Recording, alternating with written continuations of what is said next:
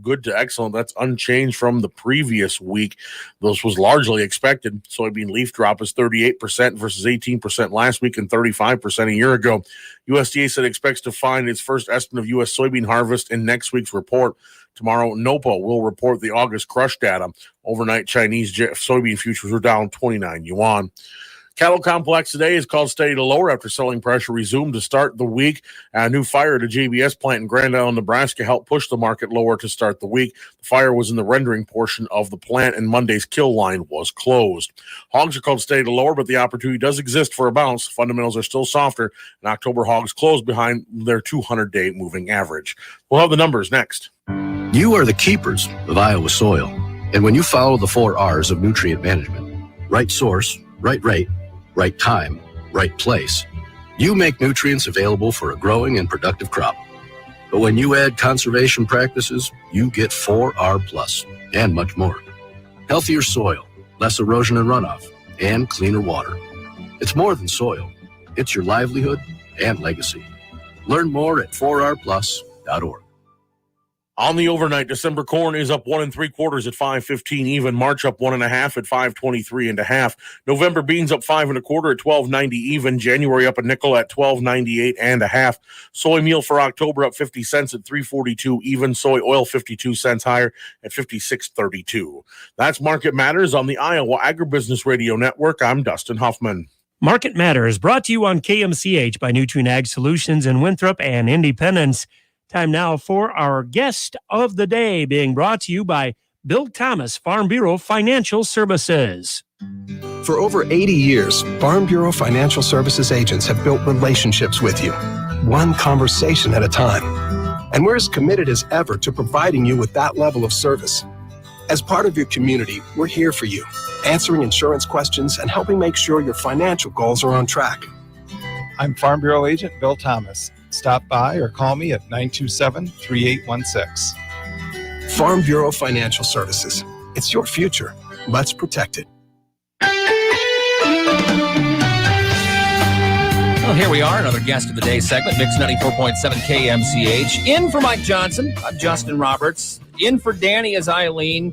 And the only person scheduled to actually be here as herself is Dr. Kristen Rickey. How are you this morning? Good morning. I'm very well. How are you? I'm good. I debated this morning, and I was telling you as you walked in, I said, do I start today's segment by asking what's up, Doc? But I'm not going to. I think you just did. But that way I did, but yet I didn't. So that way you can't be mad about it. But it's a pleasure to meet you. Nice to meet you, I've too. watched your videos when you come in here, so I feel like I know you through the television screen. Well, very good. I'm glad to be here. Thanks for the time. Well, absolutely. Let's talk about what's going on over at West Delaware. And we were just talking a little bit in the lobby before we got into the studio here. All eyes yesterday are on, a judge has now struck down this mask mandate. What does it mean for schools? I will give the floor to you. What does it mean to schools here? What does it mean to West Delaware with the changes now? Well, that's an interesting question. And as you can imagine, superintendents across the state are talking about this quite a bit. It's the hot topic of conversation. As people mostly know, there is a law that we cannot mandate masks in schools for teachers, staff, students, or visitors. Mm-hmm. There's a lawsuit at the federal level trying to get rid of that law. And so a judge on Friday refused to issue an injunction saying that we couldn't, we wouldn't have to follow that mandate. So that held. Then Monday, there was a different judge that did issue, I think it's called a temporary restraining order, that says the law cannot be enforced right now. Mm-hmm. So things are changing very quickly.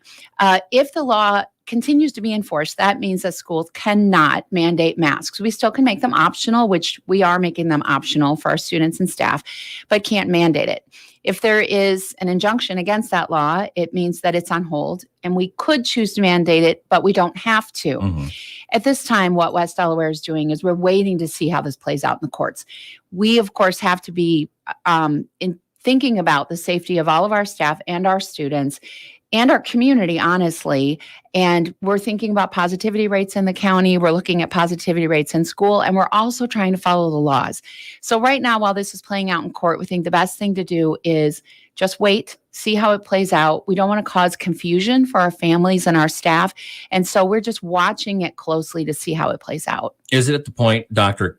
Rickey, where you look at your phone like, oh, what is it now? Is it kind of that point now where has it changed so much? It has changed. The whole COVID situation, as everyone knows, has changed quite a bit since, March of 2020 when we first started dealing with this in schools. And so we're pretty used to the change, and it's really important for us to think through all of our decisions with everybody in mind and not jump too quickly to conclusions. Yeah. We really need to consider all perspectives.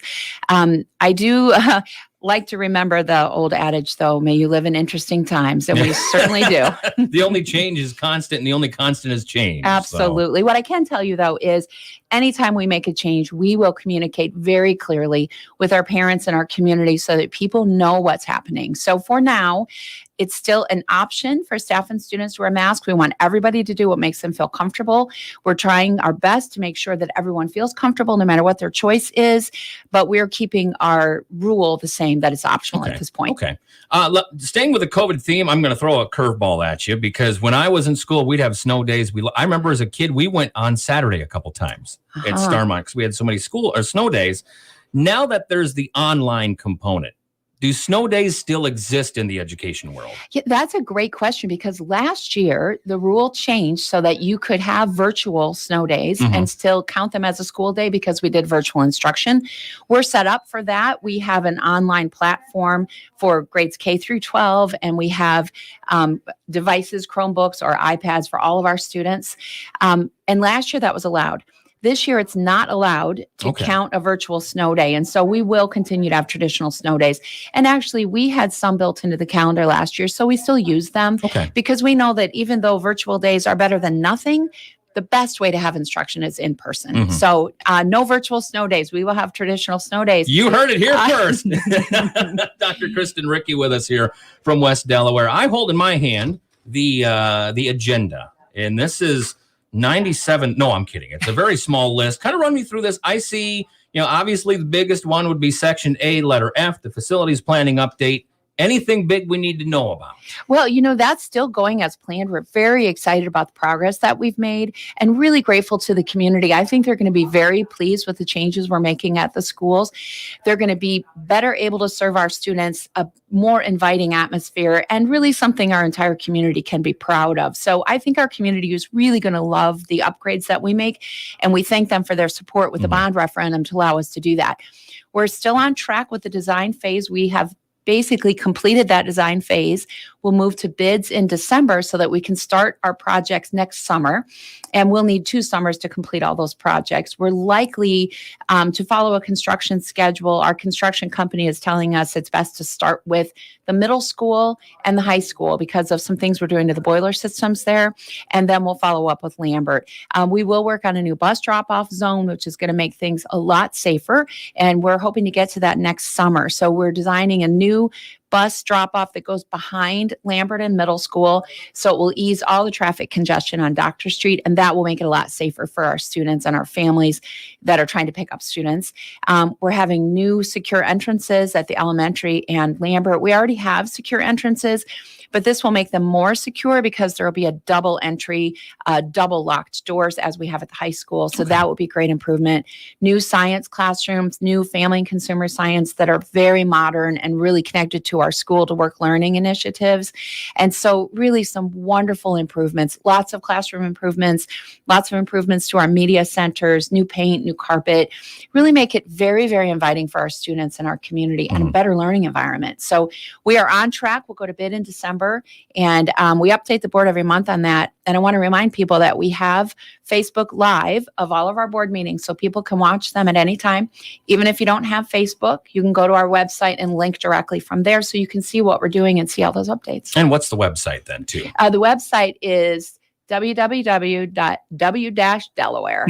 www.w-delaware. Yeah, and then search for that and it'll pop up. Final question for you. I know it's going to be harvest time. Does West Delaware do the thing where you encourage, your farm kids to drive the tractors? Will we see that in Manchester sometime in the next couple months? Bring the tractors into school? Yes, we will see that. I don't have the exact date, but that's a pretty exciting day when you see all those tractors. Oh yeah, that's a lot of money on that day. Yes, it is. So absolutely, we encourage that. Dr. Kristen Rickey, so nice to meet you finally. Nice to meet you too. Thanks for your time. You bet. We're going to put this interview on our website, kmch.com, including the video as well. Sponsored by Bill Thomas, Farm Bureau Financial Services. We'll take a break. When we come back, Tim Vick is in the green room getting his makeup applied. He will join us for part 2 of our guest of the segment right here on Mix 94.7 KMCH. At Stanley Black & Decker, we don't trust just anyone to build the toughest tools on earth. It takes people with real skills who take pride in a job well done.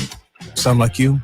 Build your career at Stanley Black & Decker in Delhi now, where you'll land a sign-on bonus, competitive salary, and full benefits. Now hiring welders, fabricators, material handlers, and more. Apply today at stanleyBlackandDecker.com/careers. Equal employment opportunity, ability, and veterans.